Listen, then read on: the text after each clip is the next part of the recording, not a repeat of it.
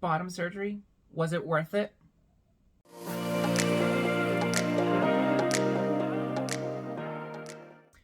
Hey everyone, welcome back to my channel. I'm Michelle, and today we're going to talk about bottom surgery, or GRS, gender reassignment surgery, SRS, sex reassignment surgery, whatever you want to call it. Was it worth it? Absolutely. Now, the answer to that question is not as simple as, was it worth it? Absolutely. This is something that is very major. It is a very long procedure, and it's very invasive. Like you're being mutilated, I guess you could say.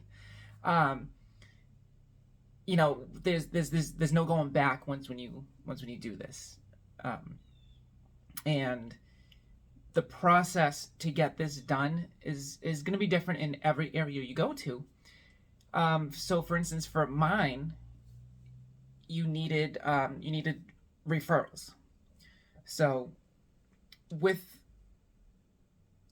when I was starting to take all the hormones and go through all the change and go through the process and get through everything, my requirements to have bottom surgery was I had to have two doctor's referrals, or like psychiatrist counseling referrals. So I had to see two different counselors / psychologists, psychiatrists. And they had to validate that, yes, I had gender dysphoria, that yes, I wanted to live as a woman, and yes, that it was okay that I was about to have a procedure done to get rid of, the male parts. So, yeah, it was a process, like a big process, and not all places are the same. Some states I've heard have different regulations and different ways of how you have to go about and get this done. I'm in Massachusetts, so to get it done, I had to live as a woman for up to a year, meaning I had to be me, as myself, for 1 year. I had to be on the hormones, and I had to have the two different referrals from counselors / psychiatrists, and I also had to have a doctor's note from my primary care physician. And these processes took time to get done. It was definitely a time-consuming process, and that all this does is allow you to get onto the waiting list. And the waiting list I sat on for probably close to 2.5 years or so. It was a long time. Now, over the course of those 2 years as well, you can get kind of bumped up, as people, insurance falls through, or people change their mind, or whatever. I mean, you can move up the line, and you can get closer and closer to having like the surgery done. Also, the other requirement too was having hair removal done in the, like have the whole like bikini area and all the way down and underneath, to completely like hair free. So that was another process, and that takes time to have done. In the last video, I did talk about hair removal and the process that I had to go through to get that done and accomplished. And I kind of sped up the process a little bit by doing it myself. I was definitely a lot more dedicated to getting it done, because I wanted the surgery done. Like this was my dream. This to me made me feel as complete as I possibly can. So quick backstory to all of this. I knew that I wanted to be me as a woman when I was probably like 7 or 8 years old. So waiting from 6 or 7, somewhere around there, 7, 8, I don't know. It was so long ago. To know what I wanted at that age, it usually doesn't happen. Maybe it's just, you think like, oh, maybe it's just a phase or something. It'll pass, or you don't know. I mean, you're such a young person. You don't realize like what you're experiencing is going to be, something that's going to happen in your future. And I remember as a kid, as when I was really young, I would dream about it. I would, you know, fantasize is not the right word, but like kind of like daydream, like, oh, this is what I want. This is who I am. And I knew that something was off, and I knew something was wrong. And I knew that I wasn't supposed to be a boy. I knew that I was supposed to be Michelle. Like, and for a very long time, I put it off. I put it away, and I, pretended and said, no, I have to be someone else. That's what the world requires. That's what society wants. I'm not allowed to be this other person. So fast forward to now, I sat on the waiting list for 2.5 years, waiting to have this surgery done. And in the meanwhile, I would go for consultations and different appointments. I met with like the doctors, like the surgeons. I had two different surgeons. One was a urologist, and one was a plastic surgeon. So the urologist, just how it sounds, handles the urology part of it. So that means like, kind of like the internal surgery of like your urethra, replacement of or movement of where those things go. And then you have the plastic surgeon who helps design and make the shapes and make it look really good, actually. Obviously, I can't show a picture because, that's for obvious reasons. But I can assure you it's as real as it gets. Like, if you look at it, you wouldn't be able to tell the difference from one person, to another. Like, it's so real. It's so realistic, and it works. Like, it functions. And that's a whole nother video. Like, that's going to be a whole nother thing, about the whole big O. Yeah, that's a whole nother topic. But anyway, so yes, to answer the question, it is absolutely worth it to me, in my opinion, and it works for me. So what the type of surgery that I had done was called the neovaginoplasty, and mine is internal. So there's two types. There's one that's, you can have internal, and you can have like the canal, or the other one is more just for looks, like it's more topical. So there's no actual vagina. That's an actual opening to go in, it's definitely cheaper. It's less invasive, and the healing process is a lot faster. But I wanted to be, I wanted the whole package. If I'm going through with it,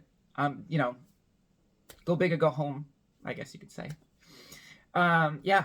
So insurance. Now, insurance plays a big part in this. When I had my breast augmentation done a year before, I was on the state health insurance. And when I was on the state health insurance, it covered 100% all of this because my income was low at the time. And it was, I had my kids and things like that, so I had different qualifications, and that definitely made it a lot easier. So my top surgery was totally paid for. I didn't have to pay anything out of pocket at all, which was fantastic. And I was really hoping that I could have stayed on the state insurance to help cover the bottom insurance, because I'm sorry, the bottom insurance. My God. The bottom surgery, because it's expensive. Yeah, like expensive. Now, not to scare you with that, meaning my health insurance through my work was actually really good, and I was able to only pay out of pocket. I was paying around, I think I paid like maybe no more than $6,000 out of pocket. And you can stretch it over a plan, and you can pay monthly for it. So that wasn't bad considering the total cost, which I'm going to tell you. So the next video, so like I said, this is probably going to be split up into like 3 different videos. This one's going to be like preparation, getting ready, those kinds of things. Second one is going to be about the actual surgery and what I went through. And then the third one is going to be the aftercare and post-op and everything like that.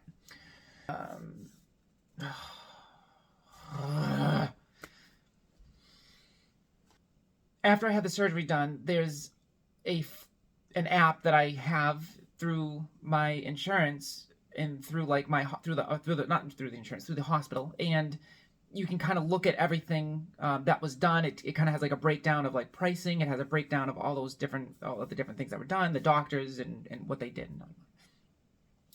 And so after going into that, after the surgery, you can see the breakdown of how everything was. And it basically broke down to each doctor was $20,000. So now we're up to, that's $40,000, okay? 2 doctors, both were $20,000. So now we're at $40,000.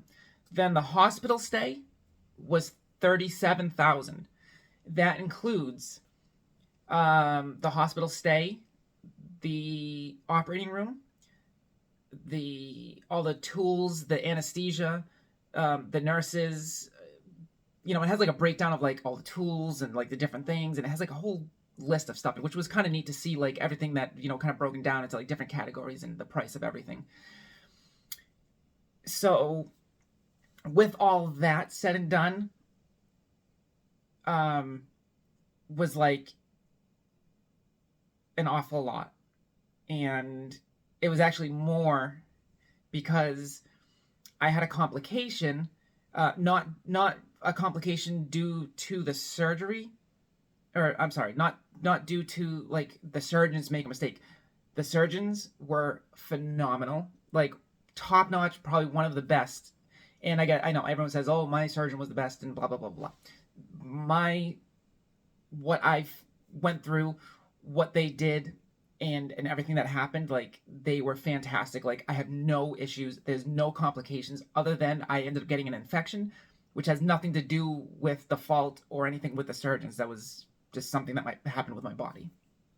So I ended up having a hematoma, which is a collection of a collection of blood, and I got an infection inside, and that required an additional surgery to help remove and clean out the area and stuff like that. So that required like a second surgery, which I'll do another video on.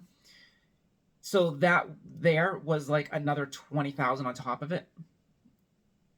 Yeah, I know. So all said and done with 3 surgeries because of the hematoma, all of that said and done, it came out to like $98,000. Yeah, that was like my mind, like that was wow. You don't get told this stuff, you know, like, I mean, you can kind of ask and they kind of give you, well, you know, it's going to be, you know, probably some, no, you're not prepared for the amount that it is. Now, like I said, $98,000 out of pocket that I physically had to pay was about $6,000 probably max. I didn't keep total track of it because it was like broken up into like increments that I paid. Because each group of what was done was it took time for the insurance to process each one, and as they processed it, I made payments to each one, and I didn't put a total tally. I just kind of like estimated, and it was probably somewhere around 6,000, and maybe it was a little bit less. So yeah, the insurance was definitely huge. It was so helpful, because if I didn't have the insurance, I mean, $98,000, like most people don't have that kind of money. Like that's nuts. So I'm very grateful. I'm very thankful for everything that they did and how it turned out. I couldn't have literally asked for anything better. Like it was fantastic. Was the recovery fantastic? No. That will be in the 3rd episode of this. The post-op aftercare is a lot. It's definitely an intense regimen that you have to train yourself to be able to do, and make sure you stick with it, which I'll go into more detail about. So yeah, it was leading up to that moment, the anxiety, everything leading up to this moment was nuts. It was unbelievable. And to finally be at this point where I feel as complete as I want to be, I couldn't be happier. I honestly could not be happier. Everything went very, very good. The surgery was great. The hospital stay, like I said, I was in here in Massachusetts. I was in the Boston hospitals, and the staff was great. The doctors were great. Everything was went so smooth. It was fantastic. Now, not everyone has the complication that I had with the hematoma and stuff like that. That was just kind of a stupid thing that happened, and it's not the fault of anyone. It just something that happened with my body, and so that was a complication. And I know other people can have other complications. I did have a friend of mine. She went through the same thing a year before I did, and she experienced different things, and there was different problems and stuff that she needed to get addressed. But everyone's body is going to heal differently. Everyone's body is going to be differently. So if it only took me, I think recovery, so I was in the hospital for the first 4 days. I went in on a Tuesday, and I was home by Friday. I was pretty much laid up for the whole 4 days that I was in there. And, it was, hospital beds, they're uncomfortable. The food was okay. That was okay. I didn't mind eating. Word of advice. So leading up to the surgery, anesthesia wise, I did have a lot of, I've had a couple different surgeries. I had a gallbladder removed and wisdom teeth, and I had my breast augmentation. And every time I went under, I would wake up very, very sick from the anesthesia. Now, I know they give different anesthesia, different anesthesiologists use different versions, and for some reason my body just doesn't handle it well. So I get very, very nauseous. I get very, very sick, and I end up kind of throwing up after the fact, once when I wake up. So what they have is these anti-nausea patches. I know, sorry, I keep playing with my hair. Anti-nausea patches that they place on the back of your ear, or on the bottom here. And it's worked each time. So the two different surgeries, I'm the 2 different surgeries, holding up 3 fingers, yeah. 2 different surgeries, the initial surgery and then the hematoma surgery. I had the patch on, and it was fantastic. So if you do have a history of that, or if you want to just have it done just so you don't get sick, all you have to do is just ask, and they'll put the patch on, and everything's fine. So yeah, this was probably leading up to, I think, everything that I can think of that I had to kind of go through, other than just being super, super anxious and waiting for this moment to happen.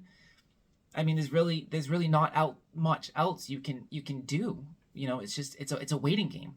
And as it got closer to the time, all of a sudden I would get I'd get a message or a call or something saying, hey, you're moved up to so and so. And I was like, oh, cool, I'm number 41 in line. That was awesome. Some places you don't have much of a wait or whatever.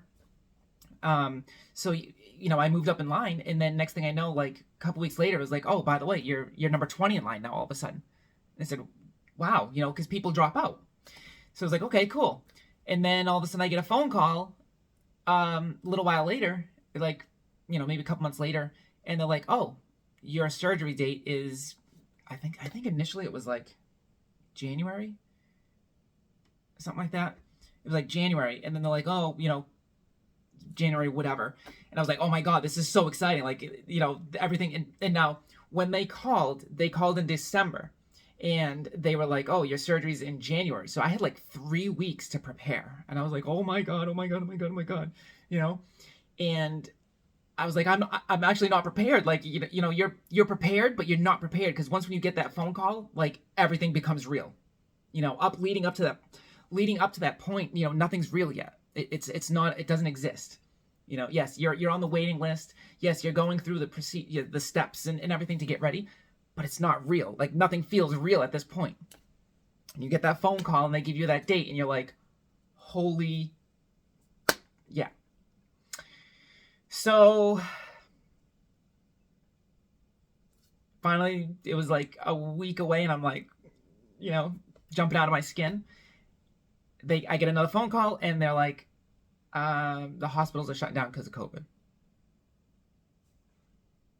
Seriously?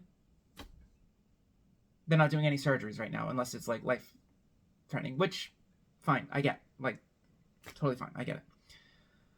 So all that anxiety, all that stress, all of that excitement wiped away in like one phone call. They said they'd call back when the hospitals open back up and they're doing surgeries again. I said, okay. A couple months go by. Now we're in March. Beginning of March. And I get another phone call saying, hey, guess what? Good news. Your surgery is going to be March 22nd.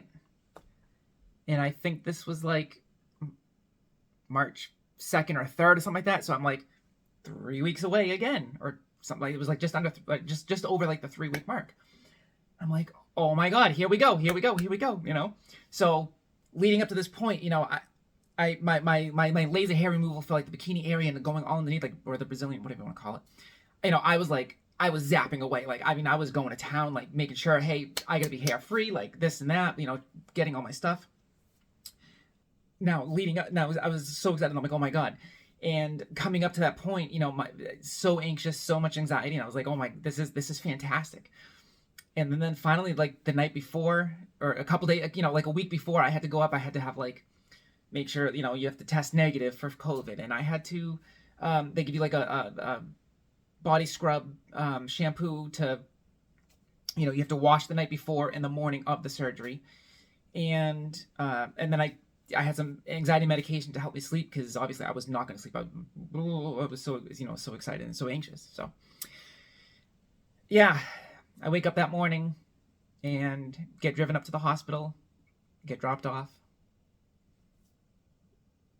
Amazing.